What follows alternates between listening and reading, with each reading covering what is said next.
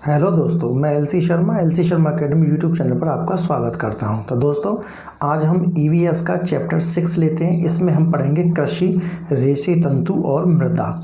इस चैप्टर के अंतर्गत हम क्या क्या पढ़ेंगे? कृषि क्या है, कृषि की पद्धतियां, कृषि के प्रकार में हम निर्वाह कृषि और वाणिज्यिक कृषि पढ़ेंगे। हम पढ़ेंगे नेक्स्ट पशुपालन, फिर पढ़ेंगे कृषि को प्रभावित करने वाले कारक, फिर पढ़ेंगे हम फसलों के प्रकार, विदेशी फसलें, रेशे और तंतु, मृदा परिच्छेदिका, मृदा के प्रकार पढ़ेंगे, मृदा निम्नीकरण, मृदा संरक्षण, अभ्यास प्रश्न। तो चलिए वीडियो शुरू करते हैं। पहली हेडिंग है कृषि क्या है। जब मनुष्य अपनी आवश्यकताओं को पूरा करने के लिए फसल उगाता है, फल सब्जियां उगाता है, फूलों को उगाता है या फिर उपरोक्त क्रियाओं के साथ साथ पशुओं को पालता है, तो ये समस्त क्रियाएं कृषि कहलाती हैं। कृषि एक प्राथमिक क्रिया है जिसमें प्राकृतिक संसाधनों का उपयोग कर मनुष्य अपनी आवश्यकताओं हेतु उत्पादन करता है। पौधे हमारे भोजन के मुख्य स्रोत हैं। उनसे भोजन प्राप्त करने के लिए हमें उन्हें मिट्टी में उगाना पड़ता है। जब हम एक ही तरह के पौधों को बड़े पैमाने पर उगाते हैं तो उसे फसल कहते हैं। नेक्स्ट हेडिंग लेते हैं हम कृषि की पद्धतियाँ। आखिर कृषि की कौन कौन सी पद्धतियाँ होती हैं? फसल उगाने के लिए मनुष्य यानी किसान को कई चरण अपनाने पड़ते हैं। इन चरणों को कृषि पद्धतियाँ कहते हैं। ये पद्धतियाँ निम्न प्रकार हैं। पहली पद्धति है मिट्टी तैयार करना यानी जुताई करना। यह पद्धति सबसे पहली पद्धति है और अत्यंत महत्वपूर्ण भी है। इस प्रक्रिया में मिट्टी को पोला या भुरभुरा बनाया जाता है ताकि मिट्टी के अंदर मौजूद पोषक पदार्थ ऊपर आ जाएं और पौधे उनका उपयोग कर अच्छी फसल दे सकें। नेक्स्ट, यह प्रक्रिया हल से, कुदाल से या फिर कल्टीवेटर से की जाती है। यानी जो जुताई की जाती है यह प्रक्रिया हल से, कुदाल से या फिर कल्टीवेटर से की जाती है। नेक्स्ट लेते हैं दूसरी प्रक्रिया पद्धति होती है बुवाई। फिर होती है बुवाई। मिट्टी में बीज बोने की प्रक्रिया बुवाई कहलाती है। यह फसल उत्पादन का सबसे महत्वपूर्ण चरण है। किसान अच्छी गुणवत्ता और अधिक उपज देने वाले बीज कीप जैसे औजार या सीड ड्रिल की सहायता से बोते हैं। बीजों के बीच में न्यूनतम निश्चित दूरी होनी चाहिए ताकि सभी बीजों को समान रूप से सूर्य का प्रकाश, पोषक तत्व और पानी मिल सके। तीसरी प्रक्रिया है खाद एवं उर्वरक देना। लगातार फसलें उगाने से मिट्टी में पोषक तत्वों की कमी हो जाती है।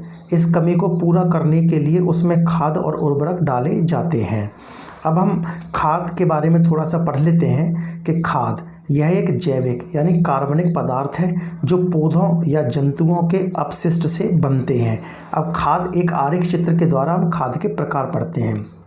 खाद कितने प्रकार का होता है? एक गोबर का खाद, कंपोस्ट खाद और हरी खाद। गोबर के खाद के बारे में थोड़ा सा पढ़ लेते हैं। यह जंतुओं के मलमूत्र एवं कूड़े करकट को गला सड़ाकर तैयार की जाती है। और कंपोस्ट खाद यह फल सब्जियों के कचरों के द्वारा तैयार की जाती है। और हरी खाद सनई और ग्वार, मूंग, उड़द जैसे पौधे खेतों में उगाए जाते हैं और फूल आने पर उनको खेतों में पलट दिया जाता है।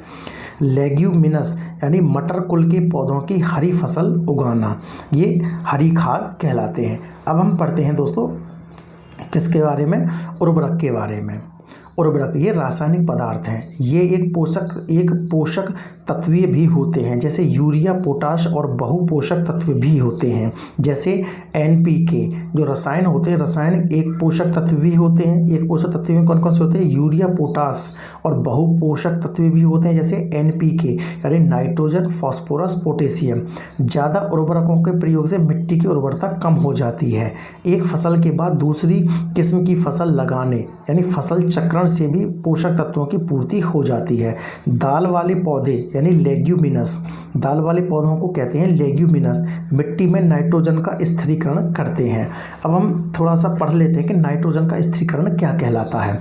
दाल वाले पौधों की जड़ों में राइजोबियम नाम का एक जीवाणु पाया जाता है जो वायुमंडलीय नाइट्रोजन को नाइट्राइट या नाइट्रेट में परिवर्तित कर देता है जिसे पौधे आसानी से ग्रहण कर लेते हैं। नाइट्रोजन का स्थिरीकरण शैवालों द्वारा भी होता है। नेक्स्ट लेते हैं पौधों के लिए आवश्यक पोषक तत्व कौन कौन से होते हैं? Carbon, oxygen, hydrogen, nitrogen, phosphorus, potassium, calcium, magnesium, जस्ता, लोहा, तांबा आदि। ये पौधों के लिए आवश्यक पोषक तत्व होते हैं। अब हम नेक्स्ट लेते हैं सिंचाई। सिंचाई यानी विभिन्न अंतराल पर खेत में पानी जल देना सिंचाई कहलाता है। पौधों में लगभग 90% जल होता है। पौधों के लिए जल आवश्यक है क्योंकि खनिजों और उर्वरकों का अवशोषण जल द्वारा ही होता है। जल के बिना अंकुरण नहीं होता है। जल फसल को पाले और गर्म हवा से बचाकर रखता है। जल का अवशोषण पौधों की जड़ों द्वारा होता है। पौधों के लिए जल की आवश्यकता निम्नलिखित कारकों पर निर्भर करती है। कौन कौन से कारक हैं? फसल की किस्म, दूसरा है मिट्टी का प्रकार, तीसरा है ऋतु यानी, और सिंचाई के स्रोत क्या क्या माने जाते हैं? नदियाँ, नहर, कुएं, तालाब, जलकूप आदि ये सिंचाई के स्रोत हैं। अब हम नेक्स्ट हेडिंग लेते हैं सिंचाई की आधुनिक विधियाँ। आधुनिक विधियाँ क्या क्या हैं? पहली विधि है छिड़काव विधि और दूसरी विधि है टपकन यानी ड्रिप तंत्र, ड्रिप विधि यानी पहले लेते हैं छिड़काव विधि। इस विधि के द्वारा पाइपों के द्वारा जल को फव्वारों के रूप में फसलों पर छिड़का जाता है। दूसरा है टपकन यानी ड्रिप तंत्र। इस विधि के द्वारा जल को पाइपों के द्वारा बूंद बूंद करके पौधों की जड़ों में गिराया जाता है। इस विधि में जल बिल्कुल भी खराब या व्यर्थ नहीं होता है। नेक्स्ट हेडिंग लेते हैं खरपतवार और कीटों से सुरक्षा किस तरीके से की जाती है यानी खरपतवार क्या होते हैं? खेतों में प्राकृतिक रूप से उगने वाले अवांछित पौधे खरपतवार कहलाते हैं। ये पौधे जल, पोषक तत्वों आदि को अवशोषित कर लेते हैं जिससे मुख्य फसल कमज़ोर हो जाती है। इनको जुताई करके उखाड़कर या काटकर निकाल दिया जाता है, इसे निराई कहते हैं। इनको ख़त्म करने के लिए एट्रोजन 2,4-D जैसे रसायनों का भी प्रयोग किया जाता है। अब थोड़ा कीट के बारे में पढ़ लेते हैं। कीट क्या होते हैं? कीट भी फसलों को नुकसान पहुंचाते हैं, जैसे टिड्डा। ये पत्तियों को काट देते हैं, तनों और फलों में छेद कर देते हैं या फिर उनका रस चूस लेते हैं। इनको दूर करने के लिए मेलाथियन, लिंडेन और थायोडोन नामक कीटनाशकों या कृमिनाशकों का प्रयोग किया जाता है। अब एक विशेष बात यह ध्यान रखने वाली बात है कि ज़्यादा रसायनों के प्रयोग से फसलों को, मिट्टी को और मनुष्य को भी नुकसान पहुंचता है। अब हम दोस्तों लेते हैं नेक्स्ट कटाई। फसल के पक जाने पर उसको काटना कटाई कहलाता है। कटाई दरांती या हार्वेस्टर से की जाती है। फसल कट जाने के बाद उससे बीजों या दानों को अलग कर थ्रेसिंग कहलाता है। पूछा जा सकता है थ्रेसिंग किसे कहते हैं, यानी फसल कट जाने के बाद बीजों या दानों को जो अलग करने की प्रक्रिया होती है वो थ्रेसिंग कहलाती है। थ्रेसिंग फटक कर भी होती है, इसे हाथ से भी किया जाता है या फिर थ्रेसर से की मदद से करते हैं। कहीं कहीं या बहुत बड़े खेतों में कटाई और थ्रेसिंग एक साथ एक मशीन की मदद से होती है जिसे कंबाइन कहते हैं। कंबाइन मशीन आपने देखी होगी कि जहाँ पर कटाई और थ्रेसिंग दोनों साथ साथ होती है। अब हम लेते हैं भंडारण यानी स्टोर। बीजों दानों को अधिक समय तक उपयोग के लिए उनको भंडार करके रखा जाता है। बीजों दानों को चूहों, कीटों, सूक्ष्म जीवों से सुरक्षित रखा जाता है। बीजों को पहले सुखाया जाता है ताकि उनमें से नमी हट जाए। बीजों को बोरों में बंद करके उनको गोदामों में रखा जाता है। सूक्ष्म जीवों, चूहों, कीटों से रक्षा करने के लिए उनका रासायनिक उपचार भी किया जाता है। घरों में बीजों को सुरक्षित रखने के लिए नीम की सूखी पत्तियों के साथ रखा जाता है या फिर माचिस की तीलियां भी रखते हैं। नोट: एग मार्क का निशान कृषि उत्पाद की गुणवत्ता को प्रदर्शित करता है। अब हम लेते हैं कृषि के प्रकार। कृषि के दो प्रकार होते हैं, निर्वाह और वाणिज्यिक। कृषि मुख्य रूप से दो प्रकार की होती है, निर्वाह कृषि और वाणिज्यिक कृषि। निर्वाह कृषि किसान अपनी आवश्यकताओं को पूरा करने के लिए करता है। निर्वाह कृषि पुनः दो प्रकार की होती है, गहन निर्वाह कृषि और आदिम निर्वाह कृषि। गहन निर्वाह कृषि में किसान छोटे छोटे खेतों पर अपनी आवश्यकता अनुसार चावल, गेहूं, मक्का, दलहन आदि को उगाता है। और आदिम निर्वाह कृषि दो प्रकार की होती है, स्थानांतरी यानी झूम कृषि और चलवासी पशुचारण। स्थानांतरी कृषि में वनस्पति को गिराकर और उनको जलाकर खेत बनाए जाते हैं। इस कृषि में किसान हल का प्रयोग नहीं करता। वनस्पति को जलाने से मिट्टी की उर्वरता बढ़ जाती है। इस कृषि में एक खेत पर कई सारी फसलें जैसे मक्का, चावल, सब्जियां आदि उगाई जाती हैं। एक बार फसल काटने के बाद खेत को कुछ सालों के लिए खाली छोड़ दिया जाता है। इसको कर्तन एवं दहन कृषि भी कहते हैं। इसको अलग अलग क्षेत्रों में अलग अलग नाम से जाना जाता है। स्थानांतरित कृषि यानी कर्तन एवं दहन कृषि। अब कुछ क्षेत्र और उनके नामों के बारे में पता कर लेते हैं। क्षेत्र: उत्तर पूर्व भारत। उत्तर पूर्व भारत में क्या क्या आता है? मेघालय, नागालैंड, मिजोरम आदि। उत्तर पूर्व भारत में स्थानांतरित कृषि या कर्तन एवं दहन कृषि को किस नाम से जाना जाता है? झूम।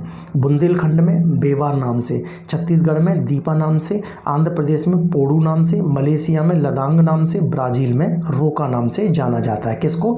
स्थानांतरित कृषि को, कर्तन कृषि को एवं दहन कृषि को। चलवासी पशुचारण में लोग अपने पशुओं के साथ चारे और पानी के तलाश में एक स्थान से दूसरे स्थान पर घूमते रहते हैं।